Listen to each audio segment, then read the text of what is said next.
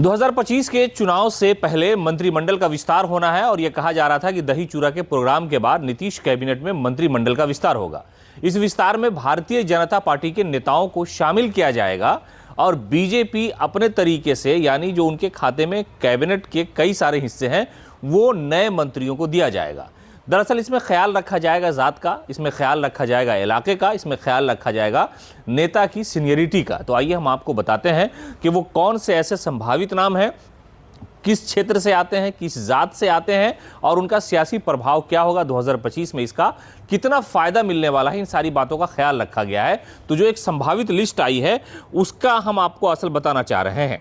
तो अगर बात की जाए तो राजू सिंह साहेबगंज से आते हैं, राजपूत हैं और परमंडल जो है तिरहुत है। तिरहुत से कहा जा रहा है कि कम से कम एक मंत्री तो बनना है। उसके अलावा अमरेंद्र प्रताप सिंह है, आरा से हैं, ये भी राजपूत जाति से है और पटना परमंडल के हैं ये। उसके अलावा जो तीसरा नाम है राम प्रवेश राय, ये बरौली से है और ये भी राजपूत है, सारण परमंडल से आते हैं। उसके अलावा आ जाइए भूमियार जो तबका है उससे जीवेश मिश्रा जाले से विधायक हैं और ये भूमियार जाति से आते हैं, ये दरभंगा परमंडल के हैं। उसके अलावा अरुणा देवी जो वारसिलीगंज से विधायक है, जनरल है, भूमियार तबके से है और ये मगध से आती हैं। उसके अलावा इंजीनियर कुमार शैलेंद्र बिहपुर के विधायक हैं, भूमियार जाति से आते हैं, भागलपुर प्रमंडल के हैं। अब कुशवाहा जाति के भी एक नेता की चर्चा चल रही है कि वो भी भारतीय जनता पार्टी के कोटा से नीतीश कैबिनेट में मंत्री बन सकते हैं, जो विस्तार होना है। सुनील कुमार बिहार शरीफ से हैं, ओबीसी यानी कोयडी है, कुशवाहा है, पटना प्रमंडल के हैं। उसके अलावा अति पिछड़ा जो वैश्य समाज से हैं, मोतीलाल प्रसाद रीगा तेली समाज से आते हैं, वो सीतामढ़ी यानी तिरहुत से हैं वो। उसके अलावा लाल बाबू गुप्ता चिरैया के हैं, तेली समाज से आते हैं, वो भी तिरहुत से हैं। उसके अलावा राम नारायण मंडल जो बांका से हैं, तेली समाज से आते हैं, भागलपुर प्रमंडल के हैं।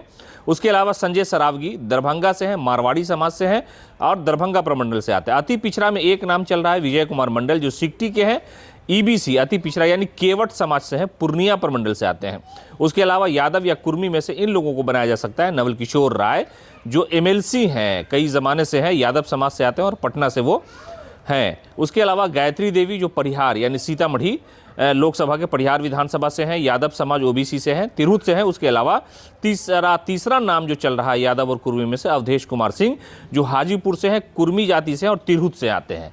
तो कहने का मतलब यह है कि भारतीय जनता पार्टी जात का और इलाके का खास ख्याल रख रही है।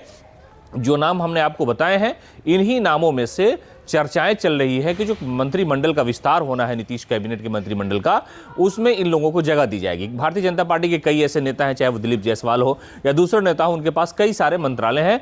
तो इन लोगों के मंत्रालय में से कुछ मंत्रालय ऐसे हैं जो विस्तार के बाद इन लोगों को दिया जा सकता है। तो कुल मिलाकर के चुनावी साल होने की वजह से भारतीय जनता पार्टी इस कोशिश में लगी हुई है कि मंत्रिमंडल विस्तार के दौरान इलाके का, जात का खास ख्याल रखा जाए ताकि इसका सियासी फायदा मिल सके।